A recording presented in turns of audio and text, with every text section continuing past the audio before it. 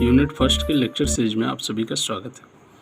जैसे कि पिछले वीडियो में मैं बोला था आपको इस क्वेश्चन को हल करने के लिए, आप लोगों ने तो किया ही होगा। चलिए खैर, फिर भी हम बता रहे हैं। कह रहा है, मैं बताया भी था कि इसमें आपको 616 का और 32 का, ठीक है, मशक ज्ञात करना है। मशक ज्ञात करेंगे और आप जानकारी ले लें, आपको जानकारी हो जाएगा कि अधिकतम स्तंभों की संख्या कितनी होगी। ठीक है, तो आइए हम यहाँ पर मशक कैसे ज्ञात करेंगे। तो हमने पढ़ा है यूक्लिड विभाजन प्रमेयिका। यूक्लिड विभाजन प्रमेयिका का प्रयोग यहाँ पर करेंगे किसके किसके बीच, 616 और 32 पर। ठीक है, तो यहाँ पर हल में आप लिख सकते हैं 616 और इससे पहले आप लिख सकते हैं कि स्तंभों की अधिकतम संख्या ज्ञात करने के लिए हमें क्या करना है, इतने और इतने का, है ना, मशक ज्ञात करना होगा। ठीक है, और इसका मशक ही अधिकतम स्तंभों की संख्या होगी। तो 616 और 32 पर यूक्लिड विभाजन प्रमेयिका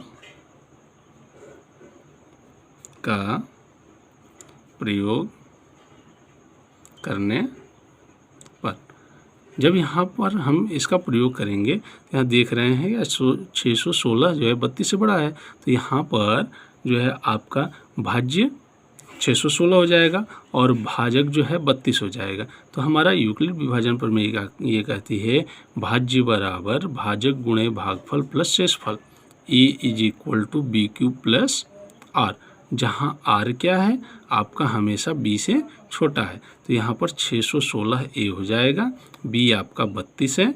इसमें आप कितने बार भाग ले जा सकते हैं, तो भाग करेंगे आप तो ये 19 बार आपका जाएगा और शेषफल आपका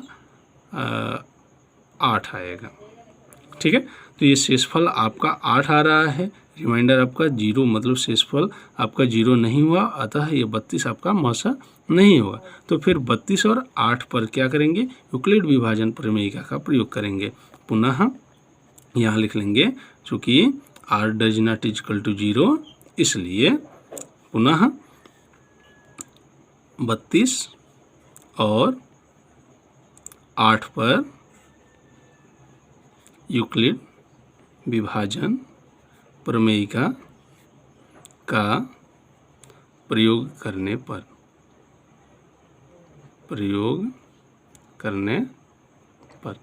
जब इस पर हम यूक्लिड विभाजन प्रमेयिका का प्रयोग करेंगे तो ए 32 हो जाएगा। 32 इज इक्वल टू 8 गुणे 4 प्लस 0, 8 चौका 32 हो जाएगा। आपका शेषफल 0 आ गया, तो यहाँ पर लिखेंगे शेषफल बराबर शेषफल r बराबर 0 0, अतः मशक जो होगा, अतः मशक किसका 616 और 32 का बराबर आपका 8 आएगा। इससे हम कह सकते हैं कि अतः अधिकतम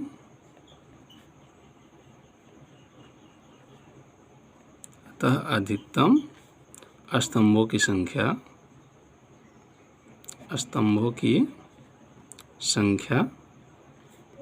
8 है। ठीक है, अतः अधिकतम स्तंभों की संख्या कितनी होगी, 8 होगी। ठीक, आइए अब आगे का क्वेश्चन देखते हैं। देखिए 4 नंबर क्वेश्चन कह रहा है कि यूक्लिड विभाजन प्रमेयिका का प्रयोग करके दर्शाइए कि किसी धनात्मक पूर्णांक का वर्ग किसी पूर्णांक m के लिए 3m या 3m+1 के रूप में होता है। यूक्लिड विभाजन का प्रयोग करके हमें यह सिद्ध करना है। ठीक है, तो आइए इसको हम कैसे करेंगे वो देखें। अभी तो हम लोगों ने केवल पूर्णांकों को सिद्ध किया था, अब यहाँ पर पूर्णांकों के वर्ग को सिद्ध करना है। ठीक है, तो पूर्णांकों के वर्ग को सिद्ध करने के लिए हम इस प्रमेयिका का प्रयोग कैसे करेंगे वो देखें। तो प्रमेयिका हमारी क्या है, यूक्लिड विभाजन प्रमेयिका से हम जानते हैं a = BQ + R, ये होता है। इसको हम समीकरण 1 मान लेंगे। अब हमें यहाँ पर देख रहे हैं कि 3m या 3m+1 के रूप का है, ठीक है। तो जब हम इसमें समीकरण 1 में b = 3 जब पुट करेंगे रखने पर, जब इसमें रखेंगे तो a = 3q + R आएगा। और जहाँ पर R क्या होना चाहिए, हमेशा 0 या 0 के से बड़ा और हमेशा 3 से छोटा होना चाहिए। तो R के मान कितने संभव हैं, एक तो 0, एक 1 और एक 2, 3 मान संभव है, 0, 1 और 2। तो यदि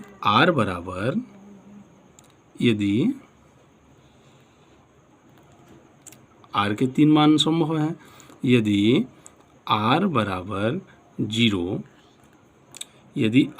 0, तब आपका a = 3³ हो जाएगा। तब a = 3³ अब इसका वर्ग जब हम करेंगे दोनों पक्षों का वर्ग करने पर,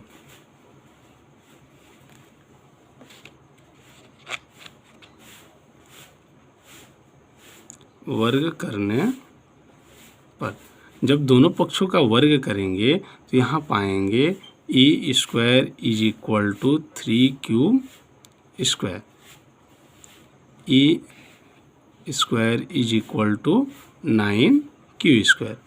तो हम इसे a² को ऐसे भी लिख सकते हैं 3 × 3q², और 3q² को हम m मान लेंगे, ठीक है। तो हम लिख देंगे 3m, जहाँ m = 3q², ठीक है। मतलब हम वर्ग को इस रूप में लिख लिए, 3m के रूप में लिख लिए। अब हमें 3m+1 के रूप में लिख सकते हैं कि नहीं, ये हमें दिखाना है। 3m के रूप में तो लिख लिए, है ना। अब आइए आगे जो है 1 और 2 के लिए इसको लिख सकते हैं कि नहीं, ये देखा जाए। यदि R = 1, तो तब a बराबर क्या हो जाएगा, a = जब R 1 के बराबर होगा तब a = आपका आएगा 3q + 1। अब इसके वर्ग को हम 3m+1 के रूप में लिख सकते हैं कि नहीं, इसे हमें दिखाना है। तो हम क्या करेंगे, इसका जो है दोनों पक्षों में वर्ग करेंगे। तो लिखेंगे दोनों पक्षों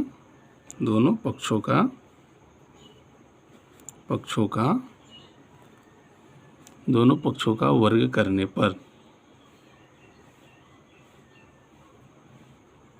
दोनों पक्षों का वर्ग करेंगे तो a² = 3q + 1 का स्क्वायर। यहाँ पर आपका आएगा a² = 3q + 1 का स्क्वायर। ये तो डायरेक्ट आप लिख सकते हैं, ये हो जाएगा 9q² + 1 का स्क्वायर + 2 × q × 1, 3q × 1, तो ये आपका हो जाएगा 6q, ठीक है। अब हम इसे थोड़ा अरेंज कर लेंगे, तो 9q² + 6q + 1, ठीक है। अब हम देख रहे हैं इसमें से 3 कॉमन है, तो यहाँ से हम 3 को बाहर ले लेंगे, तो हमारा आएगा 3 क्यूब को बाहर ले लेंगे, यहाँ से 3 बाहर ले लेंगे, यहाँ से हम 3 को बाहर लेंगे तो अंदर बचेगा 3 क्यूब स्क्वायर प्लस 2 क्यूब और ये प्लस 1। अब हमें दिखाना है 3m प्लस 1 के रूप में, तो यहाँ पर इतने को हम m मान लेंगे। तो यहाँ पर हम लिख सकते हैं 3m प्लस 1, जहाँ m is equal to 3 cube square plus 2 cube. ठीक है, अतः हम r बराबर 1 के लिए भी लिख सकते हैं। ठीक है, अब r बराबर 2 के लिए है ना लिखा जा सकता है कि नहीं, इसके वर्ग को 3m प्लस 1 के रूप में या 3m के रूप में, ये देखते हैं। आइए,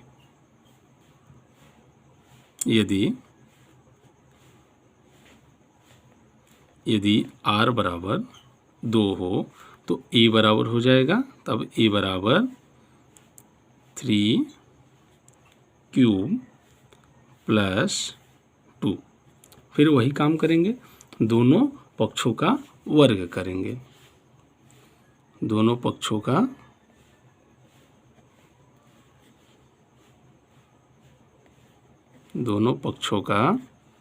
वर्ग करने पर, दोनों पक्षों का वर्ग करेंगे तो ये हो जाएगा a square is equal to 3 cube plus 2 का होल स्क्वायर। यहाँ पर आपका आएगा 9 q square plus 4 plus 12 cube.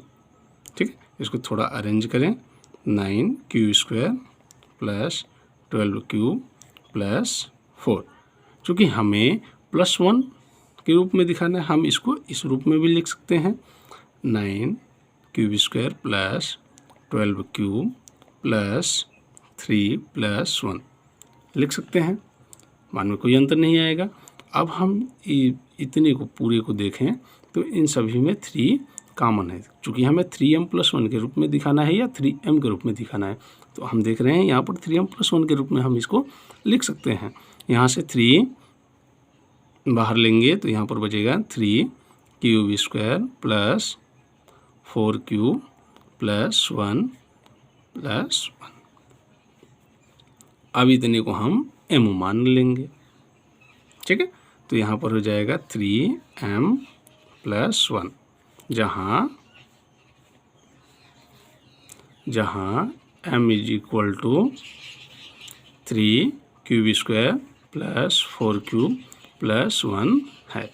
ठीक है, तो हम इसे भी 3m प्लस 1 के रूप में लिख सकते हैं। ठीक है, तो यहाँ पर हम कह सकते हैं कि हाँ, किसी धन पूर्णांक के वर्ग को किसी पूर्णांक m के लिए 3m या 3m प्लस 1 के रूप में लिखा जा सकता है, या 3m प्लस 3m प्लस 1 के रूप का होता है। ठीक है, तो लिख देंगे, अतः हमारा क्वेश्चन यही था ना, पूछा था कि किसी पूर्णांक m के लिए 3m या m प्लस 1 के रूप में दर्शाया जा सकता है या नहीं, लिखा जा सकता है कि नहीं, तो हम लिखेंगे अतः m के लिए, किसी पूर्णांक m के लिए, लिख दीजिए किसी धन पूर्णांक का वर्ग किसी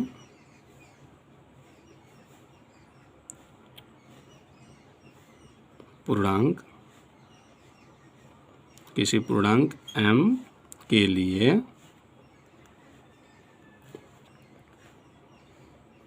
के लिए 3m या 3m प्लस 1 के रूप में होता है या लिखा जा सकता है। ठीक है, चलिए इसी क्रम में आगे के तरफ हम बढ़ते हैं। आगे की तरफ बढ़ते हैं और हम आपसे ये कहना चाहते हैं कि इसके पांचवा जो क्वेश्चन है इसी पर आधारित है और उसमें वर्ग की बात कहा था 4 नंबर में और इसमें घन की बात कर रहा है। इसको प्रयास करिएगा खुद से करने का, ठीक है। ये वीडियो कैसा लगा ये कमेंट बॉक्स में बताएं। इसको अधिक से अधिक शेयर करें, लाइक करें और चैनल को सब्सक्राइब करें। धन्यवाद।